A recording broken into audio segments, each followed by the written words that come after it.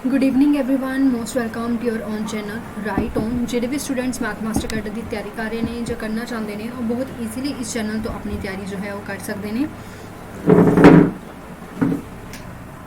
ਹਾਂਜੀ ਤਾਂ ਜਿਹੜੇ ਵੀ ਸਟੂਡੈਂਟਸ ਮੈਥ ਮਾਸਟਰ ਕੈਡਰ ਦੀ ਤਿਆਰੀ ਕਰ ਰਹੇ ਨੇ ਜਾਂ ਕਰਨਾ ਚਾਹੁੰਦੇ ਨੇ ਬਹੁਤ ਵਧੀਆ ਤਰੀਕੇ ਨਾਲ ਫੁੱਲ ਕੋਰਸ ਜੋ ਹੈ ਉਹਨਾਂ ਨੂੰ ਇੱਥੇ ਅਵੇਲੇਬਲ ਮਿਲੂਗਾ।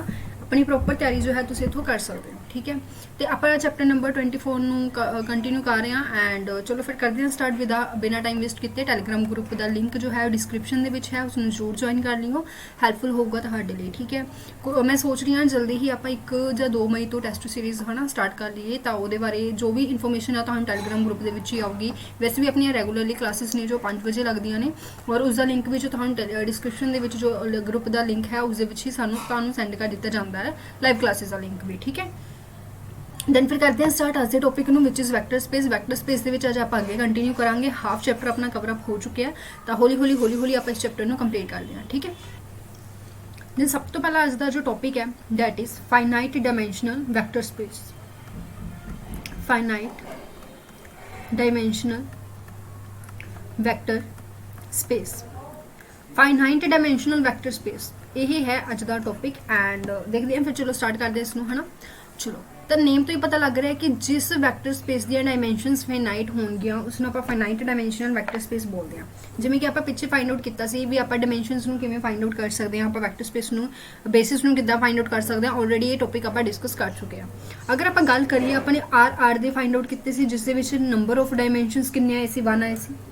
अगर आप गल करिए अपने आर स्केयर आर दे भी फाइंड आउट किए जिस दे विच नंबर ऑफ डायमेंशनस किन्ने आए सी 2 आए सी। बट जो अपने आर क्यू दे फाइंड आउट किए दैन अपने को नंबर ऑफ डायमेंशनस किन्ने आ गए नॉट डिफाइंड आ गए, मतलब नॉट डिफाइंड नहीं इनफिनाइट आ गए। ठीक है तो मतलब ये दोनों की ने ये दोनों तो है ने जी मेरे को finite dimensional vector space and ये मेरे को की है ये मेरे को है infinite dimensional vector space. Very easy to understand. ठीक है ये तो है अपने को कॉमन चीज़ जी अपने यूज़ करनी है। बट इन प्रॉपर डेफिनेशन अगर आप गल करिए कि पूरा डिटेल दे विच अपने को डेफिनेशन की कह दिंदी है, अपने को डेफिनेशन कह दिंदी है कि वैक्टर स्पेस दे विच एक इदा दा सैट फिनाइट सैट इदा दा फिनाइट सैट जरूर होएगा। अगर वैक्टर स्पेस दे विच इदा दा फिनाइट सैट हैगा जिहदे नाल तुसीं पूरे दे पूरे वैक्टर स्पेस मतलब V सैट नूं जनरेट कर सकते हो तो वो तुहाडा की है वो तुहाडे कोल फिनाइट डायमेंशनल वैक्टर स्पेस है। फॉर एग्जाम्पल ये जेकर मैं बेसिस कड्डा तो मेरे को 1 बेसिस आएंगे मतलब जस्ट इस एक सैट की हेल्प नाल विच इज़ फिनाइट सैट इस एक सैट की हेल्प नाल मैं पूरे के पूरे V नूं जनरेट कर सकती हाँ। ये जो मैं बेसिस करूँगी तो मेरे को किन्ने आ जाएंगे 1001 मतलब इस एक फिनाइट सैट की हेल्प के नाल मैं पूरा का पूरा B जनरेट कर सकती हाँ। बट इसे मैं की कराँगी मैं इतने 1 ले ला √2 ले ला √3 ले ला तो ये मैं सारे नंबर ऑफ एलीमेंट्स लेने पैणगे। क्यों क्योंकि जेकर मैं जस्ट इन्ने एलीमेंट्स ले लैनी है फिर √3 नहीं बनना, जो मैं √3 भी ले लैनी है फिर √7 नहीं बनना। तो मतलब की है इस काफ़ी सारे एलीमेंट्स हो जाएंगे, सारे ही एलीमेंट्स लेने पैणगे मतलब इनफिनाइट नंबर ऑफ एलीमेंट्स हो जाएंगे।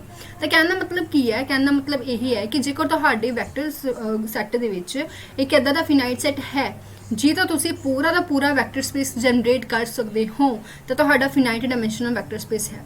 बट जेकर तुसी सिंपली अपने माइंड दे विच रखना चाहते हो फिनाइट डायमेंशनल वैक्टर स्पेस की है जिस दे विच नंबर ऑफ डायमेंशनस के ने फिनाइट ने। This two are finite dimensional vector space, this is infinite dimensional vector space.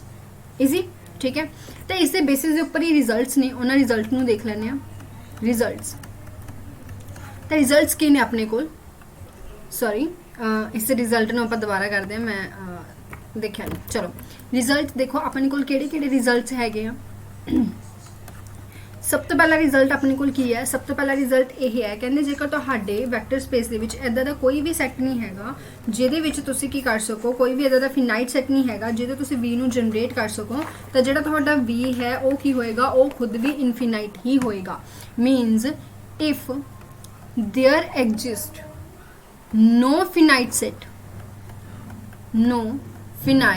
Set which generate G मतलब आप पिछे गल करके आए ना कि कोई ना कोई फिनाइट सैट होंगे कहते जेकर थोड़े को इदा का भी कोई भी फिनाइट सैट नहीं हैगा जिहदे नाल तुसीं की कर सको जनरेट कर सको अपने V नूं विच जनरेट V तो तुसीं कहोगे कि जिहड़ा V है is a infinite vector space. तो यह खुद भी की होएगा इनफिनाइट वैक्टर स्पेस होएगा।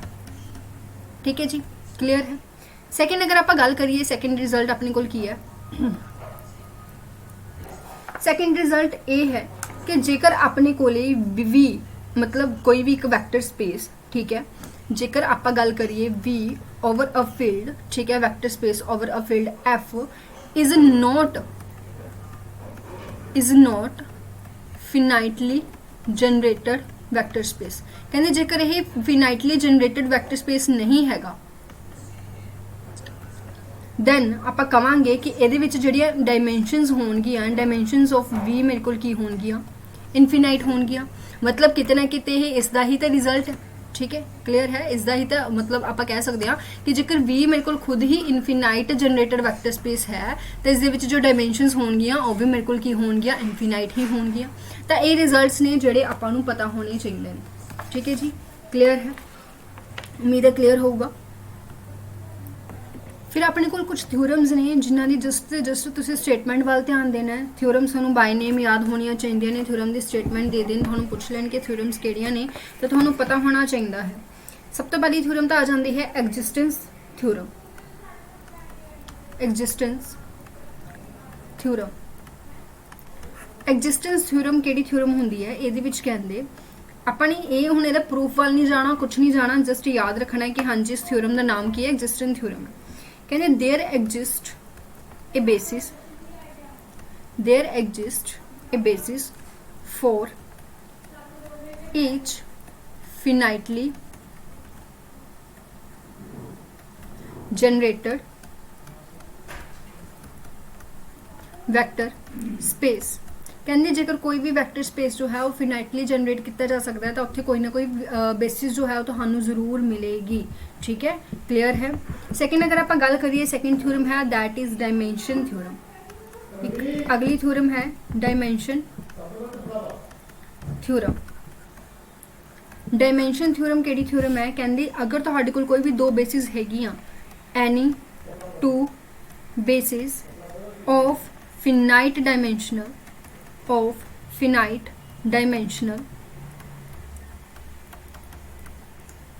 Vector space,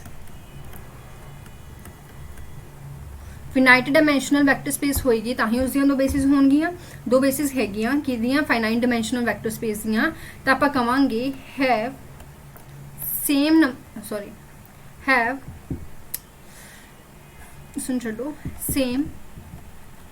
number of elements.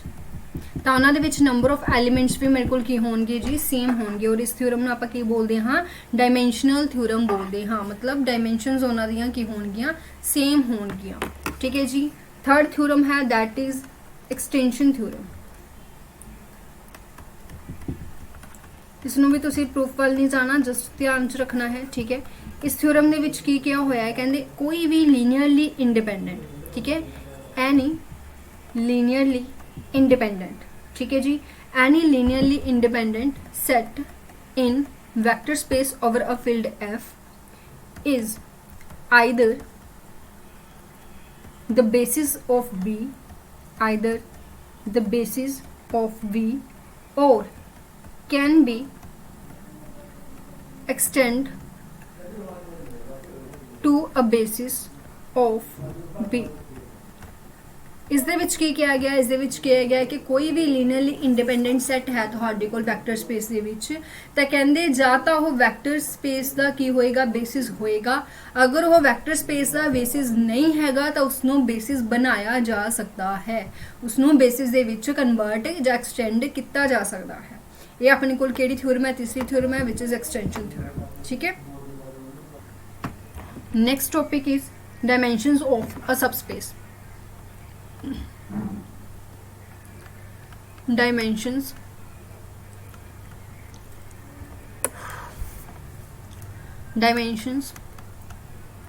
of a subspace, this is our next topic, ठीक है, नेक्स्ट पॉइंट सब टॉपिक कुछ भी कह लो।